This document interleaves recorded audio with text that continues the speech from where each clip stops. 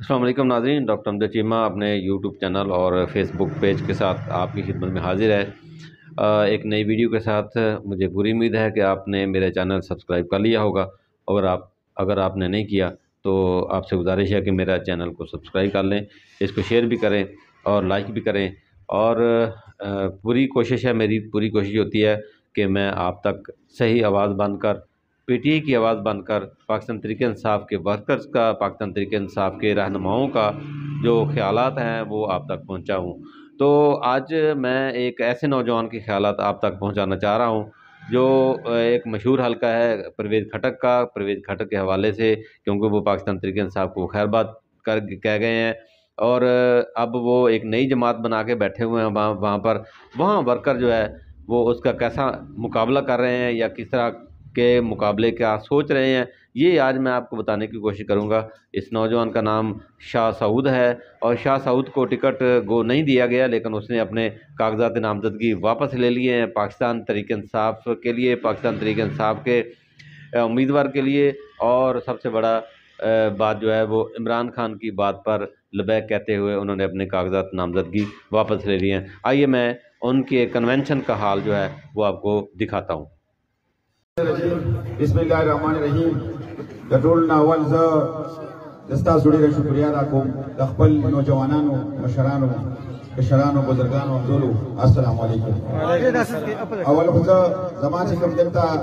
मुंतखब कैंडिडेट पाकिस्तान तहरीक इंसाफ हल्का ने 34 और पी के 88 बांधे नती दबा दी दबा बांधे नामजदगी बांधे मुबारकबाद बरको मलगुरो तासु टोलू ته پته ده چې مونږ کله د 9 مهینه پس زمونږ پارټي ډېرې وړې شو او په هغې کې مونږ کوم تحریک شروع کړو. هغه تحریک رڼا شکر الحمدلله نن تاسو ته ښکاري چې مونږ سره څومره ظلم د نورو پی ډي ایم مختلف جماعتونو وکړو. د هغې نه باوجود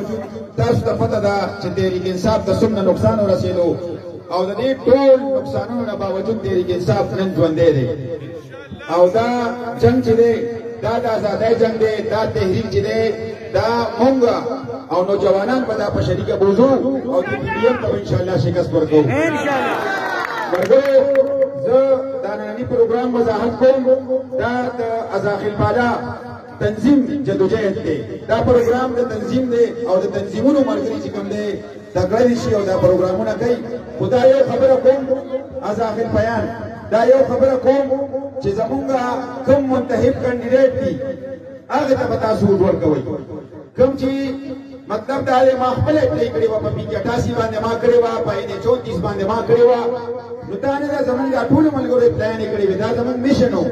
دا مونږ ته د بره نه دا هدایت و چې تاسو ټول چې څومره نوجوانان یې اپلایانې وکئ او چې بیا مونږ ته د پارټۍ نه څه هدایت جاري شي په هغې باندې به عمل کوو. دا هغه هدایت په مطابق باندې مونږ خپل کاغذونه خپل شپه راواغېستل په ان 34 باندې او په 88 باندې. کوم خلک چې د عمران خان سره وفاداري کوي، عمران خان سره ولاړ دي، د ملک سره ولاړ دي، نو ای خپل ډاکومنټس واپس راکړي. ابدار خلکو مرسته کوي کوم چې مونږ ته عمران خان منتخب کړي دي، کوم چې مونږ ته د پارټۍ منتخب کړي دي. ملګرو دا خلک دا زمونږ دپاره عمران خان دي، دا زمونږ دپاره تحریک انصاف دی. د تحریک انصاف کامیابي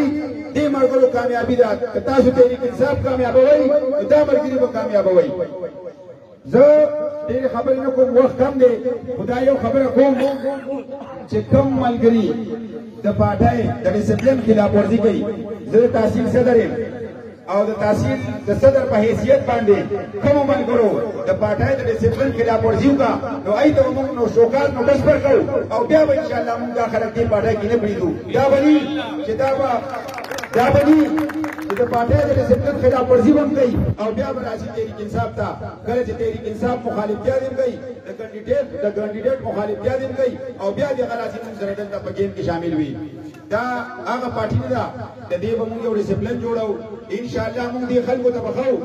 چې تحریک انصاف ژوندی دی. که هرې حربې مونږ سره چې کوم ظلم وشوبېږه دا څو کتل چې تحریک انصاف عمران خان تر هغې ټایمه پورې تاسو ته دا ټول هر څه وشرکول او ویښول دته چې پاکستان عوامو سره 22 کروڑ عوامو سره کوم ظلم وشو کوم زیاتې شو جمهوریت سره کومې لوبې وشوې نو تاسو ته مخامخ دي ملګرو ډېرې خبرې دي خو وخت هم کم دی ټایم هم کم دی خبرې به کوو خو دې ټایم کې موږ ته یووالی پکار دی یو جهدي پکار ده که موږ یو نشو موږ ته یو کېدل پکار دي او چې موږ دې ټایم کې یو نشو نو موږ به نقصان کوو نو زه ټولو ملګرو ته دا وایم چې اوس دپاره تاسو دپاره کور کور ته دا پیغام رسوئ کوم چې زموږ کینډیډیټ دی د هغه پیغام د هغې د انتخابي نشان هغه تاسو کور کور ته رسوئ او هغه پیغام چې دی هغه موږ په هغه پیغام باندې به موږ مطلب چې کوم نښه موږ ته اعلان شوي وي د کوم کینه کنه یار موږ نوجوانان موږ ته دا پته ده که بیټ موږ ته میلاو شوی موږ دپاره به مهم اسانو خو موږ نوجوانانو ته هېڅ ګران نه دي انشاءالله دې خلکو ته به موږ شکست ورکوو او د خپلې پارټۍ سره به ودرېږو او د خپله پارټي به کامیابه او دا به په مخکې بوځو بل دا خبره کوم که دا څومره پارټۍ دي څومره پارټۍ دي که هرې پارټۍ ته تاسو ورکوئ د دې مثال یو دی دا د یو ټیم ملګري دي دا که یو بل پسې خبرې کوي که دا هر څه کوي په یو بل پسې د دې مثال یو دی انشاءالله زه ابل ورځ اړیالي ته تللی د عمران خان چې کوم هدایت و او هغه چې کوم جدوجہد شروع کړی دی نو هغه په خپلو خبرو باندې ولاړ دی هغه نه هغه دا پیغام دی چې تاسو کینډیډیټ ته مه ګورئ تاسو کینډیډیټ ته مه ګورئ تاسو دې ته وګورئ چې کوم کینډیډیټ ما تاسو ته ورکړو دا عمران خان دی ملګرو خپلې خبرې ختموم خو په آخر کې دا یو خبره کوم چې ما سره به واده کوئ تحریک انصاف سره به ولاړ یئ که تاسو ته هر قسم لالچ درکړي تاسو ته به وایي چې د تحریک انصاف حکومت نشته د تحریک انصاف دغه نشته که زمونږ حکومت وي او که نه وي موږ به د خپل جدوجہد جاري ساتو او انشاءالله زمونږ حکومت به راځي انشاءالله بل به دا پراپیګنډا کوي چې دې کې به خلکو ته ټکټې میلاو نه شوي دا میلاو نه شوي ما ته په 2015 کې زه تحصیل ممبر منتخب شوی وم ما ته سپري کې اتحاد ولاړو هغې ته مو شکست ورکړی و په هغې کې کله تحصیل د ناظمۍ ټکټ ما ته میلاو شو په هغه ټایم کې د شپې شپې ما نه تحصیل د ناظمۍ ټکټ لاړو په هغه وخت کې موږ پارټي پرېنښه اوس به موږ څه پارټي پرېږدو بله خبره دا ده زموږ شوق دا د MNA د MPNA مونږ عمران خان سره دا پارټي زمونږ ده او دا پارټي به مونږ سنبالو او دې پارټۍ به مونږ ملګري نوجوانان په شریکه چې کوم دی د دې خیال ساتو زه دا خبره کوم چې دې ټایم کې زمونږ کینډیډیټ په NA34 او په PK 88 ازاخیل بالا بیان پیرپئی دا درې یونین کونسلي دا یو دي په دې کې مونږ دا دغه کړو کوشش کړو چې زموږ حلقو ته عزت میلاو شي خو انشاءالله دا ستاسو سره وعده کوم دا مشران دلته ډېر چې دا وخت ډېر دی راځي به انشاءالله صبر وکړو موږ په یو دغه باندې موږ ته به انشاءالله عزت میلاویږي چې کوم عزت موږ ته الله پاک راکوي هسې ورکولی نه شي موږ به صبر کوو او صبر نه به فایده وچتو او د خپلو ملګرو سره ولاړ یو اخر کې دا خبرې ختموم زه د ټولو تنظیم ملګرو ډېره شکریه ادا کوم څومره چې د دې دا سټرګل وکړو په دې لنډ کم وخت کې دا پروګرام ارینج کړو اخوا فوجیانې زموږ د ملګرو شوي دي د هغې نه باوجود دلته دا پروګرام ارینج شو دغه پروګرام د ارینج کېدو ملګرو ډېره شکریه ادا کوم والسلام